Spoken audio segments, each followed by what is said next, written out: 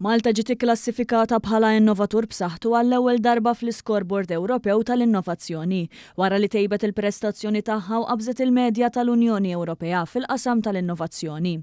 L-evalwazzjoni annwali tal-Kummissjoni Ewropea żomm lil Malta fost 12 stat membru bl-aqwa prestazzjoni filwaqt li tenfasizza t-titjib li sar mill-2019 hawn.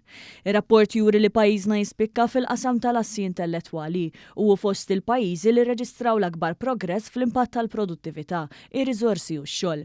L-Scoreboard ikejjel il-prestazzjoni fuq sma bħal riċerka, l-investiment, id-diġitalizzazzjoni, l-innovazzjoni fin-negozji u l-impatt ekonomiku. Malta issa għaddiet mill-kategorija ta' innovatur moderat għal dik ta' innovatur b'saħħtu. Il-Ministru responsabbli mir-riċerka u l-innovazzjoni Clifton Grima qal li dan ir-riżultat isaħħaħ l-impenn tal-Gvern favur l-innovazzjoni u l-appoġġ lin-negozji filwaqt li jinkoraġġixxi kollaborazzjoni akbar bejn l-akkademja u l-industrija u jattira aktar investiment privat fir-riċerka u l-iżvilupp.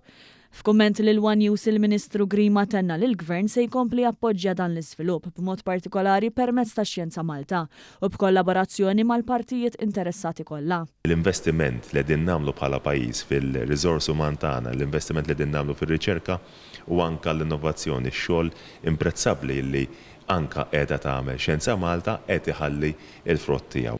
Ir-rapport tal-Kummissjoni Ewropea jgħid li Malta għandha tkompli żżid il-finanzjament tar-riċerka u toħloq aktar opportunitajiet biex tkompli tibni fuq dan il-progress.